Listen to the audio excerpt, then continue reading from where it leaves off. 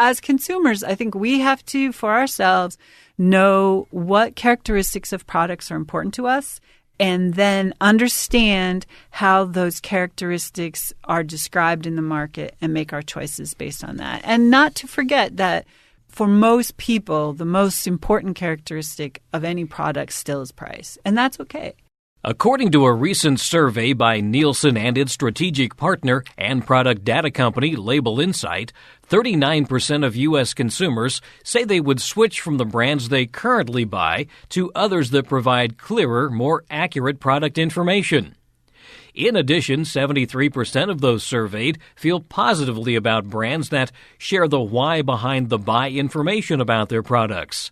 The survey also found that 68% are willing to pay more for foods and beverages that don't contain ingredients they perceive are bad for them.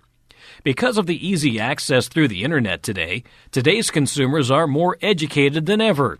As a result, Nielsen says that many consumers are putting that knowledge to use and are making their selections more carefully and for specific purposes.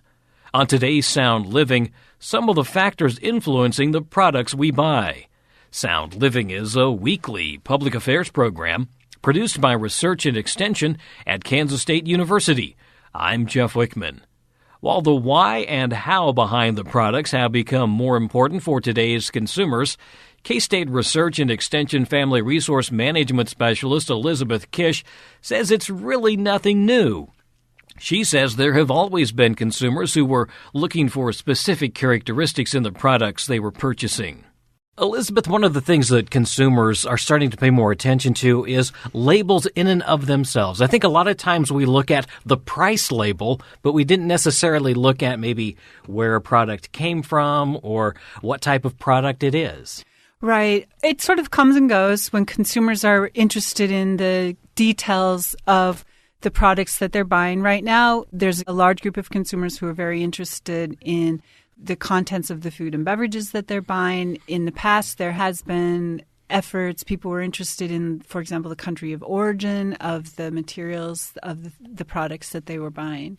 Now we're starting to see that people are even interested in how that product came to be. Was it grass-fed? Was it range-free? Those type of things. Right. So I think it's important to keep in mind when a producer or a manufacturer brings a product to market, those products have certain characteristics, and they have to keep in mind that consumers, when they make a decision to purchase a product, are looking for a certain set of characteristics. And when there's a sale, that means that those characteristics, for the most part, overlap. As a consumer, we can't always get all the characteristics that we want in a product, so we have to make some decisions. What's more important? Is price more important? Do we want the lowest cost, or are we willing to pay a bit more, but we want certain other characteristics in the product? And from what I'm seeing, it looks like this is becoming more of a fast-moving market where the manufacturers, retailers are being a little bit more responsive to what consumers are demanding?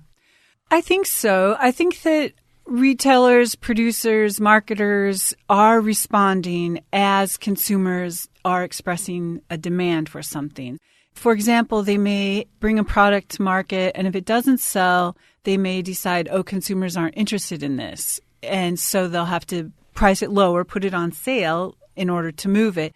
But if they see that consumers are buying it and buying consistently a certain product, then they may increase the amount that they are manufacturing, or they may extend the product line.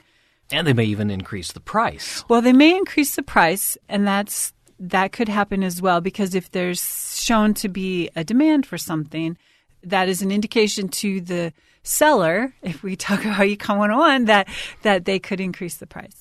There is kind of a wheel out there that shows how this whole system works. Yes. Again, in econ, we talk about the circular flow model, and that model really has households, it has businesses and firms and governments, and it shows how each of those actors interacts with the other two. So, for example, households work in the market, they earn income, and then they spend that income on the products that are produced in the market. Households interact with governments by paying taxes and providing maybe resources, And then the government supplies services that communities desire. For example, libraries. In the winter, they clean the snow off the streets. We have street lights. We have law enforcement. Those are all products, quote unquote, that the government supplies with the tax money that families and households pay. Talk a little bit about maybe what consumers then can look for, either from a research standpoint, because there is so much more information out there now, and maybe that's one of the reasons why we're seeing a little bit more demand in certain areas, is because people are starting to be able to understand more of what's going into products. I think probably, in the 1950s, it just showed up on the shelf and we grabbed it, and now we have all this information that we can access. How does that play into maybe what consumers are looking for? Well, I think there's definitely a subset or a group of consumers who are interested in a lot of information. And as you point out, with the internet, you can find a lot of information on almost any topic. And so if you're willing to dig, you can find a lot of information on different products as well. The question is, though, are consumers able to put that into context? Are they able to understand everything that they're reading, and are they able to then compare it to other products that they might buy for the same need or the same use? And I think that's where probably businesses, firms might get a bit frustrated because, yes, there's a lot of information out there, but consumers may focus only on what a business feels is one tiny specific aspect, and that might influence a consumer's decision. However, consumers are the ones who are ultimately purchasing the product. And I think we all are familiar with the phrase, vote with your pocketbook, or the consumer is king. And so my feeling is that the market's a bit more balanced nowadays than that. But yet, I think we all have to understand that each side of the transaction wants to make a decision that's the best for them, and consumers have the right to do that and are doing that as well. And they're the ones who are paying for the product. And so, I don't think it's like a battle at all, but it is, people have different demands and they have different things that are important to them. I think one of the things that consumers struggle with is the fact that we see what almost become buzzwords because we start seeing them appearing all at the same time, like the gluten-free or organic, and we start to wonder, okay, is this really gluten-free? Are there standards they have to meet? Is this really organic, or what do they mean by organic? Because there's not necessarily standardized definitions. Well, some of those terms do have standard definitions. Others are a bit more flexible, shall we say.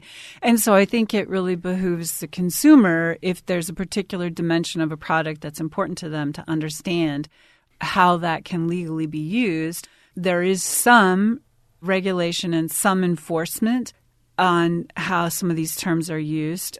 But I think we also have to understand that the market is vast. There are so many products out there that there's no way that on any given day enforcement could look at all of them. And so things probably will slip through, and we just have to be aware of that. So for the most part, when we see these in the U.S., we can be fairly certain that something is meeting those qualifications?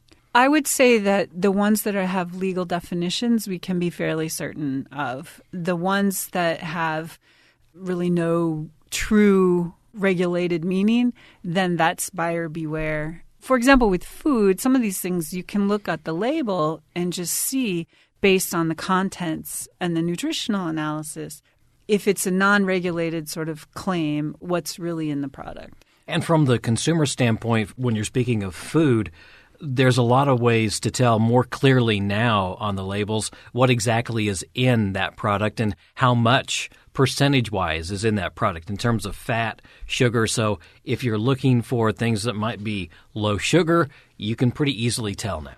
Yeah, you should be able to. The other thing is that when they list out the ingredients, they list the ingredients in the order of how much is in it. So the first few ingredients that are in that list, there's much more of that than the last few. Those just might be trace or something.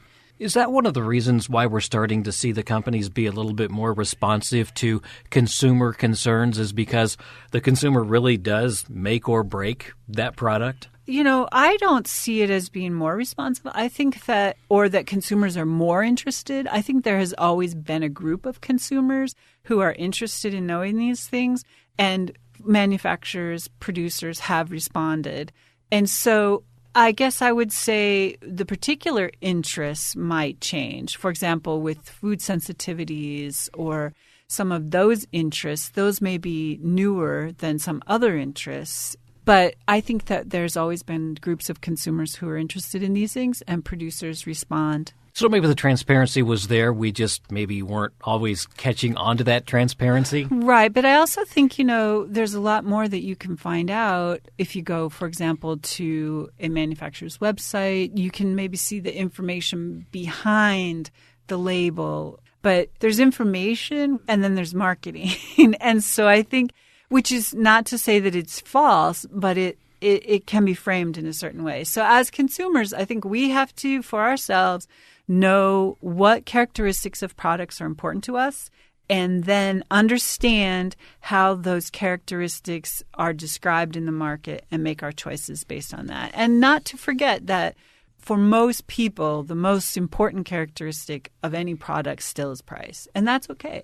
But one of the things we're starting to see, if I understand some of the data correctly, is that certain areas are showing a little bit more growth, like the sustainable products, things that are considered sustainable. They're seeing a larger increase in sales as opposed to some of the more conventional type products. Right. So there was some research released that shows that, and it's more a matter of growth, percentage growth. So it doesn't mean that that's the most desired characteristic. It just means that as we go along, consumers are starting to demand it more. And certainly that comes in the food and beverage sales. We see that. There is some data out there that's showing that people are willing to pay more for certain products. That's something that consumers and the retailers both take note of?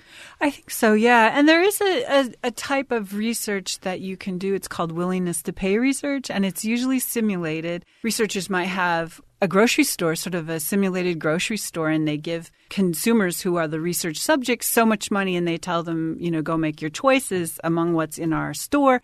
And then they analyze what the choices were and what the prices were. It's one way to do willingness to pay. There are other ways to do that. But yeah, there's research being done that looks at what consumers will pay and what they actually buy now. Because with the scan data, from the grocery store, marketers certainly know what we're buying. Well, and I think that we do too. I do all of the grocery shopping, so I know when there's a huge increase in a product that I normally buy every week. If the price is 50 cents, 75 cents, $1 higher, I kind of take notice of that. And it's like, whoa, maybe I don't want to buy it this week. We do have a price point. At least I have a price point. Oh, yeah. I will pay, so much for eggs, and I'll pay so much for this. But above that, then maybe I look at something that is maybe a little bit less expensive. Right. And I think we all have our internal price limits. And some things we know that, especially in the grocery store, we only buy on sale. In our household, that tends to focus around ice cream. When it's a certain price, my husband, who makes a lot of the buying decisions when it comes to food, says, okay, yeah, let's buy this. It's a good price. But if it's above that, no, we don't need it this week. Well, it's interesting to just really take note of things we do as consumers, and appreciate you kind of clearing up some of this in terms of what labels do, what labels don't do. Yeah, no, it's fascinating. And I think in terms of personal finance, if one thing that we can all remember is when we make product choices, we make them, probably a lot of it's unconsciously, based on how we rank these different characteristics along with price. We call that optimizing. We're optimizing our decision based on all of these things. And if we can be more deliberate about those things, then I think that as consumers, individuals and families, our budgets, we all win. That's K-State Research and Extension Family Resource Management Specialist Elizabeth Kish. More information on product labeling is available at county and district extension offices and on the extension website, www.ksre.ksu.edu, www.ksre.ksu.edu. Sound Living is a weekly public affairs program produced by Research and Extension at Kansas State University. I'm Jeff Wichman, and this is the K-State Radio Network.